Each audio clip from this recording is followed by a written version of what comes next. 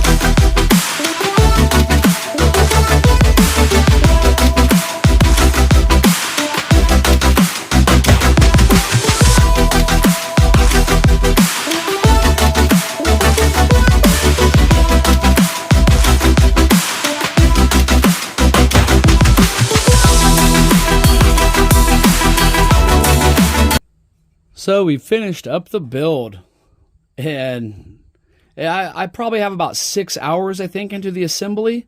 There was a couple little things that needed extra attention, but look at that. The motor is turning right there. That is how slow this thing can move. I am absolutely blown away by this modulation. I thought, you know, I knew that they did really good, but I didn't know that they could go down this low. Let's speed her up a little. So daggone slow. I love it. Fitment issues, there was a couple of small ones. It wasn't anything major. It was mostly because I'm working all with metal parts from separate manufacturers. So that is going to add a little bit of difficulty to it. Mounting the transmission to the new transmission mount from Fury Tech was a little bit of a challenge. I had to do some sanding around there to be able to get that to fit in right. And then one of the things that I had a little bit of an issue with was on our axles. They didn't come with the back piece to hook up your links. Luckily, I had one of the old plastic servo mounts. I threw that on here just for now until I get one of those in the mail. I went with the 43 millimeter shocks, and I love the compression and extension on those. It's got a great amount of flex on it. A really great lower end weight.